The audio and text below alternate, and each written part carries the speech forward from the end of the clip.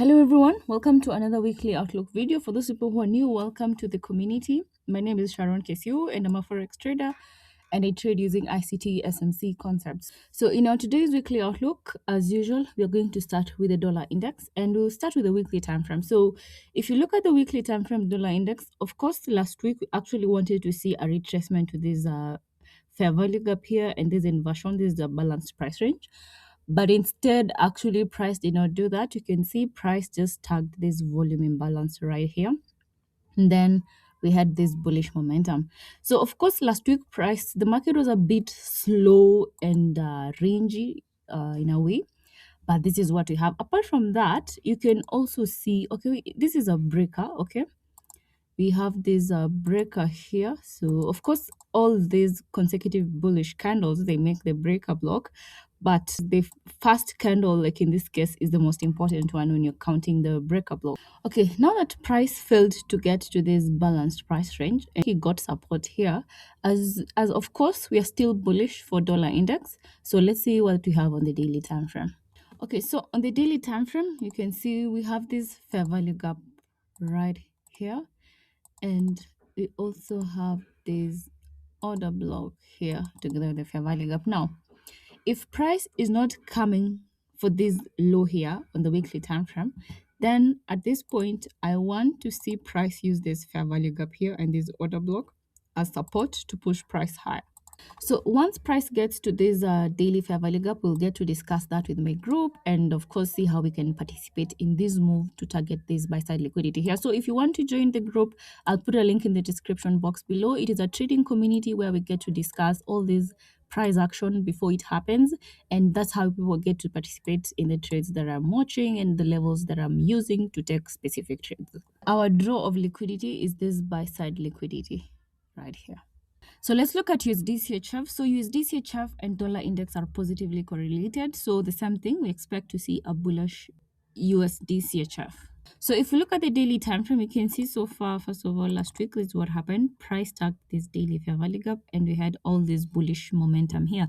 So, okay, so far we have this order block here created by price, and there's also this fair value gap right here.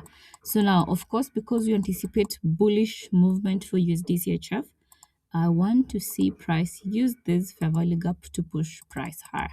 So let's look at EURUSD. So EURUSD last week, we actually wanted to see price retrace to this fair value gap here before we continue with the bearish momentum. But so far you can see this is what is going on. Price has actually tagged this volume imbalance and it got tagged. It has now been tagged twice. And also this is an order block right here, which price has also tagged now. So if we get a deeper retracement for DXY, so price to go to the, to the level that we wanted to see price go to last week, then in that case, we'll see EURUSD price come to this weekly fair value gap here. However, if we don't get that deeper retracement, then price will have used, because this is still a key level that price can use on the weekly time frame to push price lower, then this fair value gap here can be left open. So that is still a possibility. So if that happens, then of course price will now use this to push price lower. So let's look at the daily time frame. On the daily time frame, you can clearly see so far there's this order block here created by price, and they also have a tiny fair value gap right here. This is a fair value gap right here, very tiny one, but that's the key level that we have, just the same as DXY, but now opposite side, because EURUSD and DXY are negatively correlated. So whatever you want to see DXY do, EURUSD you want to see the opposite. So now I want to see get a retracement. We'll have tagged this order block, this fair value gap, and then you get that bearish momentum. So that's what I see, and we fail to get to this fair value gap here. But if price goes for this fair value gap, that is still okay, because remember we are still at a retracement on the weekly time frame, so anything is likely to happen. But this is the level, this is the first level I'm watching before even going for these levels up here. So let's look at GBPUSD. So GBPUSD, you can see last week, this is what we have. On the weekly time frame, you can see price has tagged this, we have this volume imbalance here, which got tagged by price. So yeah, so that's all we have right here. So let's look at the daily time frame. On the daily time frame, you can see we have this order block right here, and also there's a fair value gap here. So this fair value gap has a volume imbalance. So anytime you have a fair value gap and a volume imbalance, you can mark all of it as one. So there's that gap.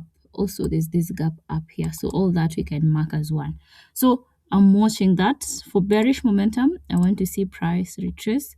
We tag this and push price lower, or a price can even fail to get here and just use this order block to push price lower.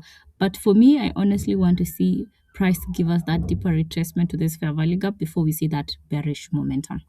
So let's look at gold. And for gold, if you look at the weekly time frame, of course, you can see now price is left behind a fair value gap. Now, if you're still going to get more bearish momentum, it would be nice if you see price actually sweep these highs here, tag this fair value gap, then you get that bearish momentum. So let's look at the daily time frame. On the daily time frame, you can see there's this fair value gap right here, and also there's another fair value gap up here. So of course, all this is the weekly fair value gap. All this is inside the weekly fair value gap. Now, because we want to see a retracement, it would be nice actually if we get that retracement, tag this daily fair value gap, and then we see that bearish momentum. That's what I want to see for gold. So let's look at NAS 100. As you can see, of course, NAS 100 is bearish and drove liquidity. There's sell side liquidity here.